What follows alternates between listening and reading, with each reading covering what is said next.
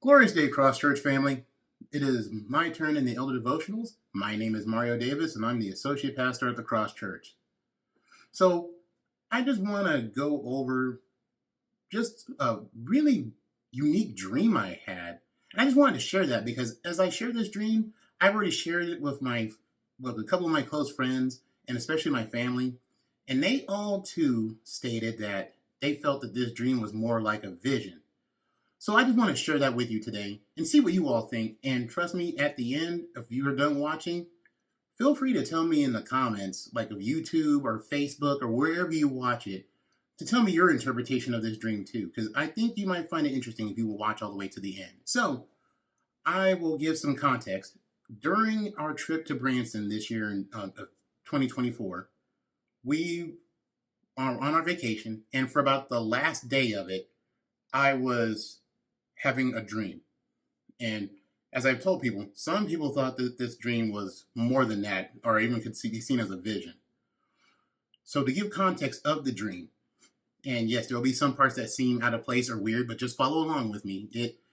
At the end of it, I think it'll make some bit of sense.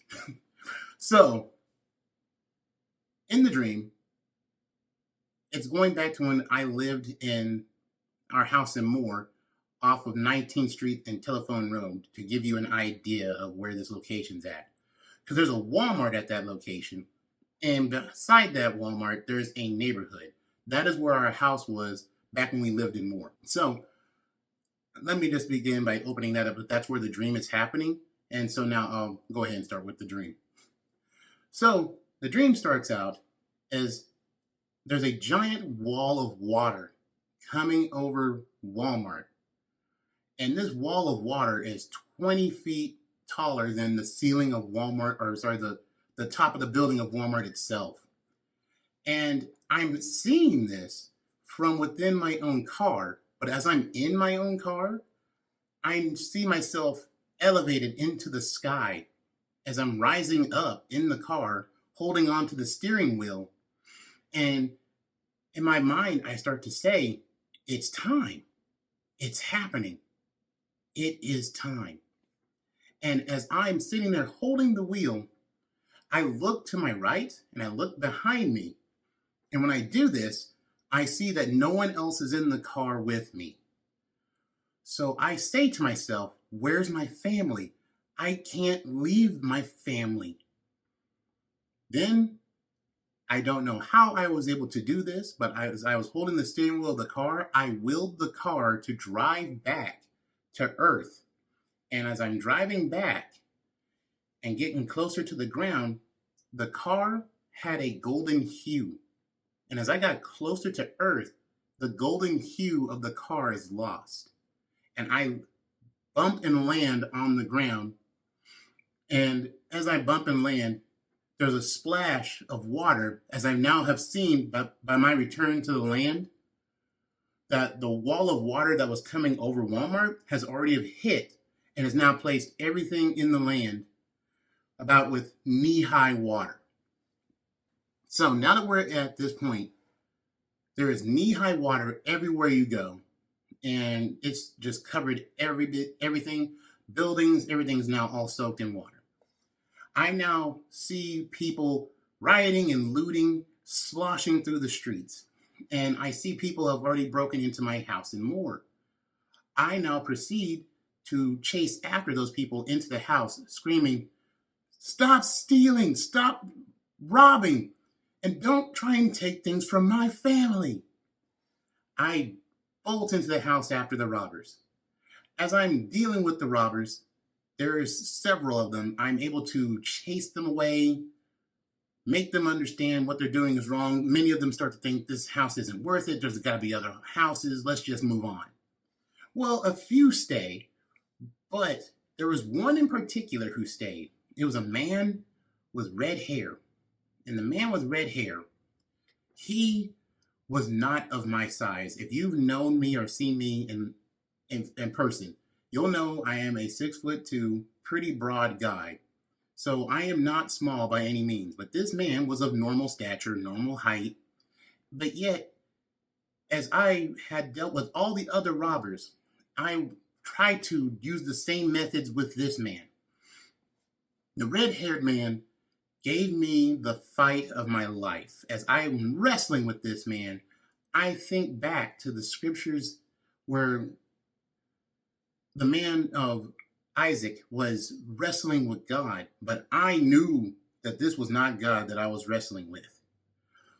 So as I'm wrestling back and forth, I finally come to the conclusion, I'm not going to win this fight. As I keep wrestling with him, I'm starting to tire, yet he's not. I'm punching him, I'm striking him, I'm throwing him. He does the same to me. As I become more wounded and more weakened, this man stays determined. He knows, he can see the victory and he knows what he wants, but I still have not given it to him. So as I continue to fight him and realize this, I say to myself, enough's enough. I can't win this way. So I run to the kitchen cabinet and I pull out a knife. And as I do so, I use my body weight and I shoulder check the red-haired man into the wall and I plunge the blade into his belly. Now, as I do this, you can see he starts to laugh. He doesn't feel pain. He instead laughs at me in my attempt. And then as I am shocked by him laughing from just being struck by a blade, I drop the knife. And upon doing so, he does not proceed to die. He does not bleed.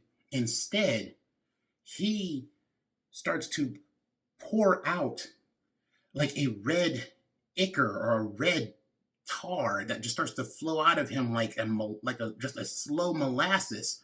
But as it starts to pour out of him, it starts to quickly not just pour out, but spread over his body. And as it starts happening, he laughs at me and says, "Finally." And then his whole body is covered in the red tar. And when he is covered in the red tar, if you have ever seen the Marvel character known as Carnage or Venom, this is what the red man now looked like. And editor, if you can, please place an image of Venom or Carnage so people can get an idea if they don't know who that character is. So as you see, the red man now is completely covered in this red substance, this red goo or ichor covering his whole body. He now continues to laugh and says, "Now you come with me." And he grabs me by my wrists. And church, when I tell you this, this may have been a dream, but I have never in my life been gripped by something that I thought to myself, I had no chance to escape. And I am not a person who's big on quitting. But when the red man grabbed me, my mind knew I had lost. And as he laughed at my understanding of this, it made him all the more joyful. I felt I could not escape his vice-like grip. And as he was laughing, a black and red vortex starts to open up underneath his feet. And as I look into the vortex, all I see is darkness. And all I hear is the wailing and gnashing of teeth.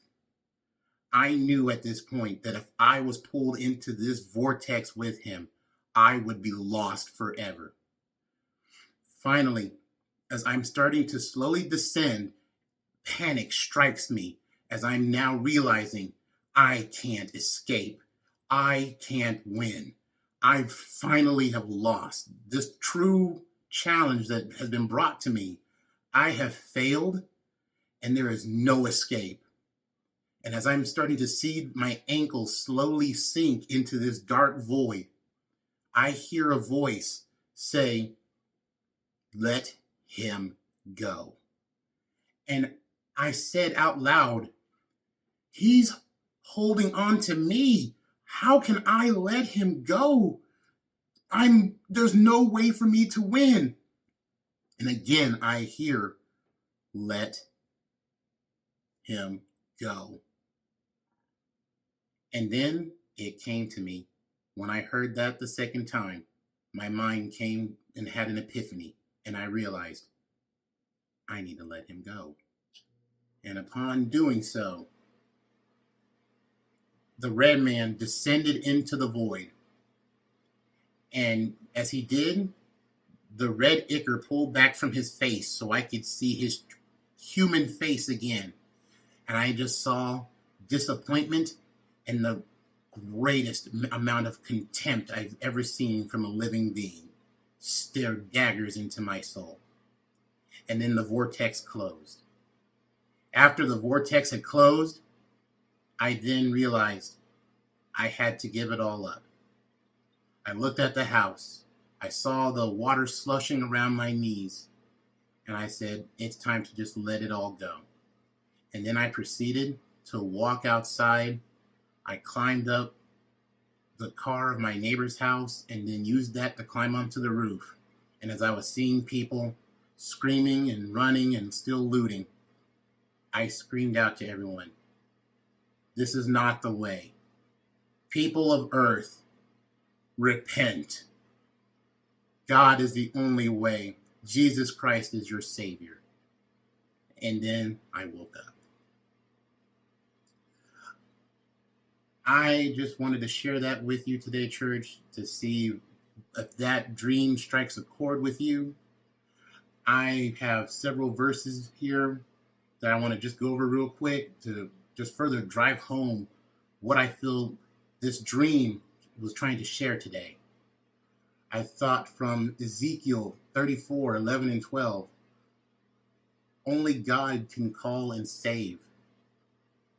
For this is what the sovereign Lord says, I myself will search for my sheep and look after them. As a shepherd looks after his scattered flock when he is with them, so will I look after my sheep.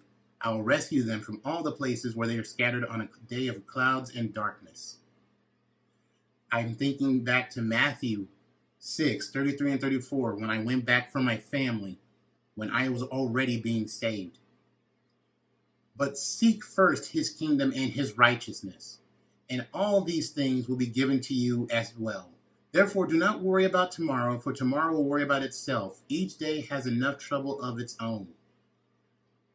And then lastly, there's Proverbs 3, 5, and 6.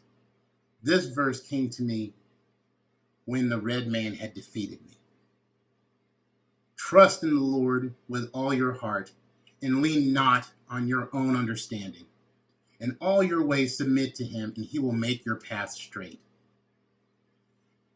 I pray this vision or this dream helps you see if there is anything in your life right now that you need to let go of. I pray you do so today. I love you, church. And if you ever want to talk to me about this, like I said, feel free to reach out to me. This was a very powerful dream, and I just felt compelled to share it with you all. Have a glorious day.